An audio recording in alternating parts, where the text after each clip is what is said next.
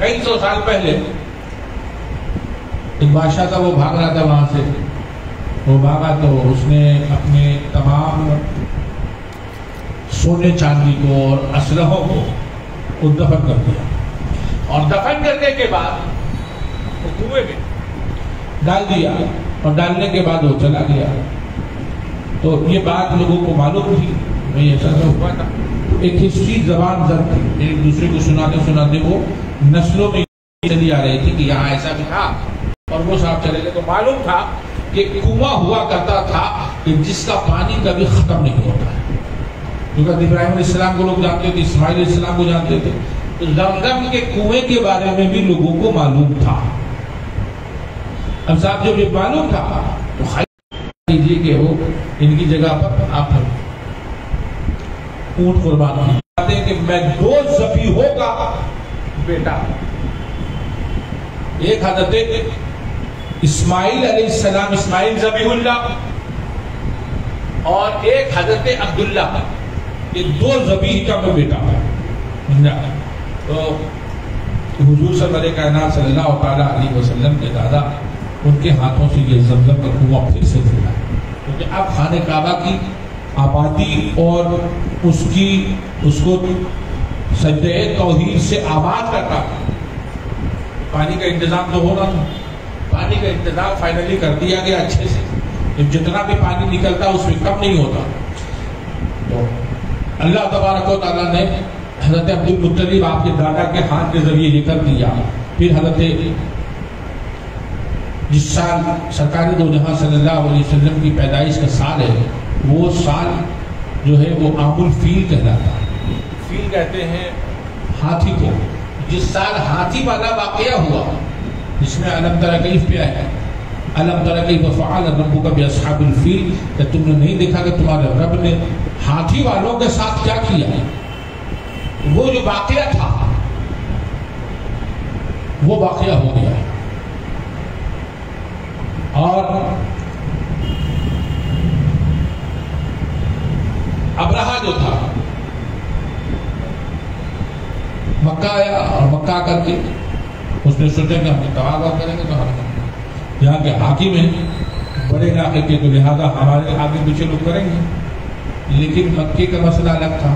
مکے والے کسی کو اتنا لگاتے نہیں تھے. بولا آئے ہو یہاں تو جا کر کے تم طواف کرو، نکلو. حضرت عبد المطلب کو معلوم بولے وہ طواف کرنے آیا، عمرہ کرے گا، حج کرے گا، وہ نکلے گا، میرا کیا کام اس کا. تو اس کو یہ بات بری لگی. اب جب بات بری لگی تو اس نے کہا کہ جو دل میں آیا کہ یہ جو اتنا اچھل رہے ہیں اور اپنے آپ کے اندر ان کا احساس ہے کہ ہم ہمارے پاس سب آتے ہیں، تو وہ احساس ہم ختم کر دیں گے. ارے گھر ہی تو ہے، اس کا طواف کرتے ہیں لوگ، یہاں آتے ہیں، ہم ایسے گھر وہاں بنا دیں گے. صاحب وہاں بنا دیا گیا. اب ایک صاحب ہو وہاں کے بن گیا تو سب فائنل ہوا. اس کا اناگوریشن تھا، مطلب افتتاح کرنا تھا، تو اس کو اعلان کر دیا گیا کہ وہ آئیے، آپ لوگ اس کو عبادت کی گزاری نہیں رہتا. ایک صاحب جو ہے وہ گئے رات کے اندھیرے میں جا کے فارغ ہو کر چلے آئے، گندا ہو گئے. اب جب گندگی کی خبر ملی تو آگ بگولا ہو. ایسے نہیں ہوگا. کیسے ہوگا بھائی؟ کہا کہ اس خانہ کعبہ کو جو پرانا اس کو ڈھانا ہوگا، تب یہ نیا والا جو ہے چلے گا. یعنی کہ دوسرے کی دکان پہلے ڈھا دو تب تمہاری دکان چلے گی. ان کی بات دماغ میں یہ بات ہے، دنیاوی اعتبار. ارے جس کو اللہ چلانا چاہے اور جس کو اللہ نے رکھا بنوایا ہے اس کو تم کیا ڈھا سکتے. تو اب وہاں پہ وہ صاحب ہو گئے، لے کے چلا، وہ لو لشکر لے کے چلا آس پاس کے علاقوں میں. اس نے اعلان کر دیا کہ بھائی میں اٹیک کرنے جا رہا ہوں. تو اٹیک کرنے جا رہا ہوں تو جتنے بھی قبیلے اور جو علاقے اس کے الائس تھے، اس کے حلیف تھے، وہ سب کے سب ساتھ آتے گئے.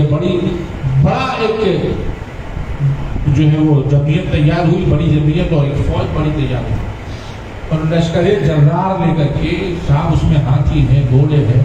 ہاتھی فرسٹ ٹائم لے کر ڈالا وہ ہاتھی والے کا چوڑا جانور اسے لاتا ہے تو اونٹ اٹھ رہتے ہیں، اور یہ ہاتھی لے کے پہنچ گیا. ہاتھی لے کے پہنچے تو سمجھے کہ اب ہم لوگ اس سے سامنے ٹک نہیں سکیں گے. تو حضرت عبدالمطلب کو میں معلوم ہوا، انہوں نے حکم دے دیا کہ سب لوگ تم لوگ پہاڑ پہ چلے جاؤ، علاقہ کا حل کرو۔ باہر کی چراگاہوں میں انہوں نے جو اونٹ چل رہے تھے، جانور چل رہے تھے، اس کو پکڑ لیا، اور پکڑنے کے بعد اس کو کہا کہ یہ شیش کرو۔ ظاہر سی بات ہے وہ کوئی کسی مصالحت اور کسی محبت کے پیغام کے ساتھ تھوڑے پہنچے، تو جنگ کرنے پہنچے تھے، تو جنگ کرنے پہنچے تو ساتھ یہ جنگ کے طریقے ہوتے ہیں، انہیں کر دیا۔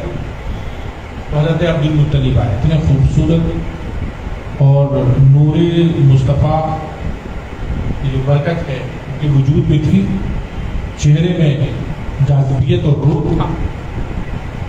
اب صاحب جب وہاں پہنچے تو اس کا جو ہاتھی تھا اس کا نام محمود تھا، اس نے حضرت عبدالمطلب کو دیکھا تو اس نے سلام دیا، السلام علی النور الذی فی ظہری، اس نور پہ سلام جو آپ کے وجود میں رہ چکا ہے۔ تو حضرت عبدالمطلب کے سامنے اس نے اپنا سر جھکا دیا،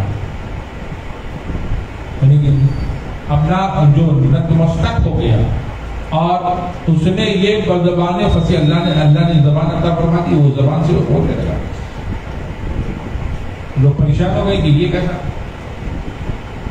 پھر وہ خیمے میں گیا ابرہہ نے دیکھا تو چہرے پہ ایسا روب تھا کہ اس نے وہ تخت سے ہٹ گیا اور دونوں پھر نیچے بیٹھے، اپنے تخت پہ بٹھا نہیں سکتا تو دونوں نیچے بیٹھے، اور پھر انہوں نے کہا کہیں معلوم ہوا کہ یہاں کے جو سردار وہ آئے ہیں، وہ سوچا کہ یہ جنگ کے تعلق سے بات کریں گے، کہا کہیں کیسے آنا ہوا؟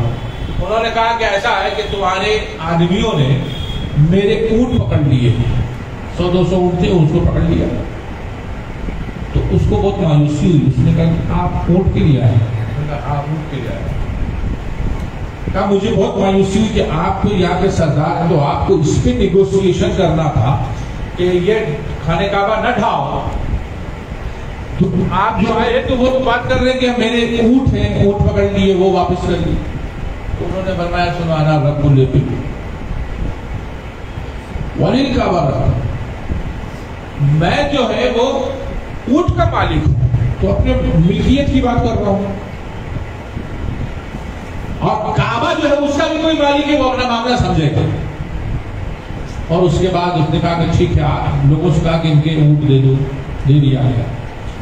اور اس کے بعد حضرت عبدالمطلب خانہ کعبہ کے پاس گئے اور خانہ کعبہ کو پکڑ کے انہوں نے روتے روتے دعا کی، یا اللہ یہ مجھ سے نہیں ہو سکے گا، ہم کمزور ہیں، ہمارے پاس وہ قوت نہیں ہے، وہ ذوق ہے ہمارے اندر، ہمارے پاس اتنی استطاعت نہیں اور اتنی جنگی صلاحیت نہیں کہ ہم اس سے ٹکرا سکیں، تو یا اللہ ہم اس کو چھوڑ کے پہاڑوں پہ جا رہے ہیں، یا اللہ تو اپنے گھر کی حفاظت فرما۔ اور پھر وہ چڑھ گئے اور وہیں سے دیکھ رہے، وہ جو دیکھ رہے تھے تو انہوں نے فرمایا، جو دیکھا انہوں نے، اب اس کے بعد جو مسئلہ یہ ہوگا وہ اوپر تو چلے گئے تو پورا علاقہ خالی، کوئی مزاحمت نہیں ہوئی، کہیں پر سے کوئی ان کے خلاف آواز نہیں اٹھی، کوئی تلوار نہیں اٹھی۔ یہ خانہ کعبہ مکے نے بھی بہت سے تاریخی جو مواقع دیکھے ہیں، یہ ایک تاریخی واقعہ ہے جس کو قرآن نے بھی اپنے اندر سمو دیا ہے، اس میں پورا مکہ خالی ہے۔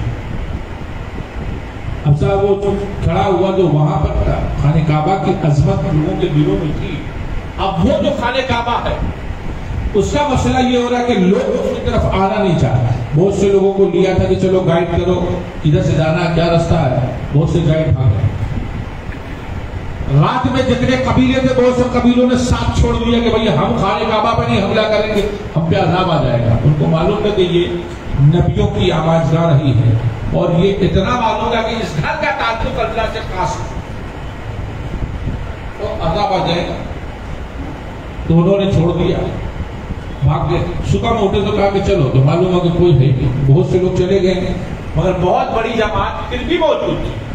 اب محمود جو تھا اس کا ہاتھی، اس کا عالم یہ ہوتا تھا کہ اس کو اگر خانہ کعبہ کی طرف چلنے کے لیے جو اس کی محمیز لگائی جاتی تھی وہ آگے نہیں بڑھتا، لیکن خانہ کعبہ کے اگینسٹ لگایا جاتا تو وہ وہاں سے واپس ہونے کے لیے چل پڑتا.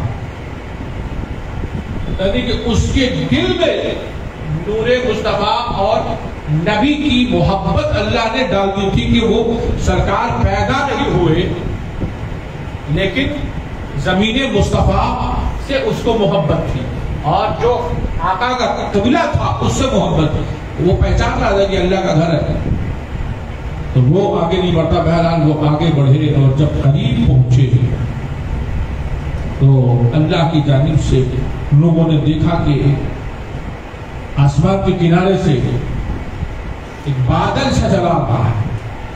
جب نزدیک آیا تو دیکھا کہ غول ہے جو پرندوں کا ہے، ابابیل کا چھوٹا چھوٹا وجود ہے وہ آ رہا ہے.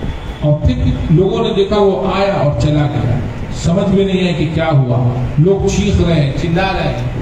معاملہ یہ تھا کہ اس کی چونچ میں ایک کنکر تھا، اس کے دونوں پنجوں میں ایک کنکر تھا. اللہ جانے وہ کیا تھا، کتنا پاورفل تھا کہ لوگوں کے اوپر پڑتا تو لوگ گلنا شروع ہو جاتے.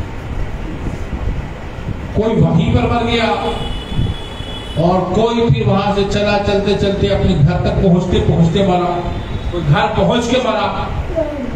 تو اتنا طویل عرصہ کہ وہ اس لیے کہ اللہ نے دکھا دیا دیکھو تم یہاں سے لے کر کے ان کے علاقے تک صرف ان کی لاشیں بچھی ہوئی. وہ تلواروں سے نہیں بلکہ اللہ کے قہر اور اللہ کے عذاب سے. اللہ نے دکھا دیا کہ دیکھو میں چاہوں تو تم کو ایک چھوٹے سے پرندے سے بھی ہلاک کر سکتا. تم اپنے فوج پہ ناز کر رہے ہو. تو بہرحال یہ ایک اہم واقعہ تھا. المختصر یہ ایک انٹرنیشنلی خانہ کعبہ مکے کو اللہ نے مرکز توجہ بنا دیا. یہ ایک ایسا واقعہ تھا، کوئی نارمل واقعہ نہیں تھا، ایک دم سے الگ اور ایک عجیب سی بات. ایسا کبھی ہوتا نہیں اور ایسے کسی فوج کے ساتھ نہیں ہوا. بھئی وہ چڑیا ہے، وہ چڑیا یہ پتھر گرا رہی ہے، وہ مر جا رہے ہیں، دھل جا رہے ہیں، گل جا رہے ہیں، سڑ جا رہے ہیں. ایسی کوئی جنگ نہیں لڑی گئی. یہی ایک واحد جنگ تھی. اللہ نے اپنے حبیب کے آنے سے پہلے بھی اپنے حبیب کی سرزمین کی حفاظت فرمائی. اب حفاظت نے ایک اور کام کر دیا کہ بین الاقوامی طور پہ تمام بڑے ممالک کی توجہ ہو گئی کہ بھئی یہ کیا ہوا، یہ کون سی جگہ ہے، کیا ہونے والا ہے یہاں، اور یہ کیا مسئلہ ہے. خانہ کعبہ میں مکے میں کہ بھئی وہ خانہ کعبہ ڈھانے آ رہا تھا تو ایک اینٹ گارے کی اور پتھر کی عمارت ہی تو ہے. لوگ یہی سمجھ رہے تھے، لیکن ان کے ذہن سے صاف ہو گئی بات کہ یہ صرف عمارت نہیں ہے بلکہ اس کا تعلق اللہ سے ہے اور آخری نبی سے ہے. اور صاحب وہ پورے سب لوگوں کی نگاہیں بھی ہو گئی. اب وہ ایک اعتبار سے سیف بھی ہو. بڑی بڑی طاقتیں بھی اب جھجک رہی تھی کہ اس پر قبضہ کیا شاید لوگوں کے دماغ میں ہوگا. وہ سمجھے کہ یہاں جانے کا مطلب ہے کہ ہم لوگ اپنی پوری فوج کھو دیتے ہیں، جیسے ابراہیم نے کھو دیا، پوری فوج کھو دیں گے. اور دوسری چیز یہ کہ مرکز توجہ ہو گیا کہ یہاں کچھ خاص ہونے والا. جو اس کی روحانیت پر ایمان رکھتے تھے. بہرحال وہی سال تھا حضور سرور کائنات صلی اللہ علیہ وسلم کی پیدائش کا. حضرت عبداللہ میں وجود میں وہ نور آیا اور پھر وہ نور جو ہے حضرت بی بی آمنہ کے وجود میں آیا اور پھر حضور سرور کائنات صلی اللہ علیہ وسلم کی ولادت ہوتی ہے. 12 ربیع الاول تھا. ربیع الاول کا مہینہ یہی 12 تاریخ تھی. پیر کا دن تھا. اللہ تبارک و تعالیٰ کی جانب سے اپنے حبیب پاک صلی اللہ علیہ وسلم کی آمد کا وقت تھا. حضرت بی بی آمنہ فرماتی کہ شروع کے دن میں مجھے بہت بوجھ محسوس ہوتا تھا، لیکن جیسے جیسے دن گزرے تو جو نارمل معاملات ہوتے اس کی بالعکس اس میں کہا کہ مجھے اور جیسے یا قریب آتے کہ مجھے اپنے اندر ہلکا پن محسوس ہو رہا ہے. میں خود کو بہت بھاری نہیں، ایک ہلکا ہلکی محسوس کرتا تھا، محسوس کرتی تھی میں. لہذا حضرت بی بی آمنہ فرماتی ہے کہ جب وقت قریب آیا میں نے دیکھا کہ نورانی عورتیں نازل ہو رہی. پوچھا کہ آپ کون ہیں؟ کہا کہ میں مریم ہوں، عیسیٰ کی ماں مریم ہوں علیہ السلام. تو اور کہا اور آپ ساتھ کون ہیں؟ کہا یہ آسیہ ہے، فرعون کی بیوی آسیہ ہے. اور جو میرے ساتھ اور خواتین نظر آ رہی ہیں یہ جنت کی حوریں ہیں. یعنی حضور کی ولادت کے لیے، دایا کے لیے کے طور پہ اللہ نے جنت سے ان پاکیزہ خواتین کو بھیجا. کہا ایسا منظر کہ چھت تھی لیکن چھت کھلی ہوئی نظر آ رہی تھی، دنیا تھی سمٹ گئی تھی. فرمایا کہ وہ جو میں نے دیکھا تو دیکھا کہ مشرق میں دیکھا میں نے کہ مشرق میں ایک علم نصب ہے، جھنڈا نصب ہے، مغرب میں ہے وہ جھنڈا نصب ہے، اور ایک خانہ کعبہ میں جھنڈا نصب ہے. اور حضرت بی بی آمنہ پر کے نگاہوں کے سامنے پوری دنیا سامنے آ گئی. کبھی تو مشرق دیکھا اور مغرب دیکھا، پوری دنیا دیکھی اور خانہ کعبہ بھی نظر میں آ گیا. کہاں ہے؟ اپنے اپنے کمرے میں ہے، اپنے حجرے میں، خاص حجرے میں ہے، اور وہ سرکار کی ولادت کے معاملات طے ہو رہے ہیں. اللہ تبارک و تعالی نے اپنے حبیب پاک صلی اللہ علیہ وسلم کو اس دنیا میں بھیجنا تھا. حضرت آپ کے دادا حضرت عبد المطلب کبھی گھبرا کے مکہ خانہ کعبہ میں جاتے، اس کے دروازے کو پکڑ کر دعا کرتے، پھر گھر میں آتے، پھر معلوم کرتے کیا ہوا، پھر جاتے، پھر دعا کرتے، پھر واپس آتے. تو آپ بزرگ تھے اس وقت، گارجین تھے، لہذا بے چین ہونا تھا، بے چین ہو رہے تھے، آ رہے تھے، جا رہے تھے. اور پھر سارے فرشتے آپ کے دروازے پہ کھڑے ہیں اور وہ کہہ رہے ہیں کہ اظہر یا رسول اللہ، اظہر یا حبیب اللہ، اظہر یا نبی اللہ. اور حضور سرور کائنات فخر موجودات صلی اللہ علیہ وسلم نہایت پوری جاہ و جلال اور شوکت و جمال کے ساتھ اس دنیا میں تشریف لائے. اور وہ وقت وہ تھا کہ جب نہ چاند تھا اور نہ سورج تھا، وہ دونوں نہیں تھے، لیکن جو تھا وہ آفتاب دین و دنیا جن کی ضیاؤں سے پوری کائنات روشن تھی، وہ اس دنیا میں تشریف لے آئے. پوری ہر طرف خوشیوں کا ماحول تھا. اور اللہ تبارک و تعالیٰ نے جو خشک سالی کا دور چل رہا تھا، اللہ تبارک و تعالیٰ نے وہ خشک سالی دور فرما دی، قحط دور فرما دیا. جو سوکھا پڑا تھا وہ ہریالیوں میں تبدیل ہو گیا.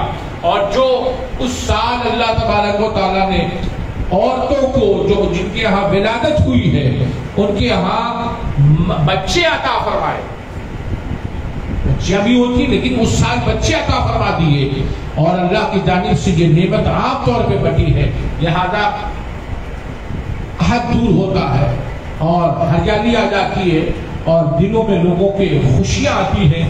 زمین سے لے کے آسمان تک اللہ کے رسول صلی اللہ علیہ وسلم کا چرچا ہوتا ہے. اور جب پیدا ہوئے تو سرکار کے وجود کو غائب پایا گیا.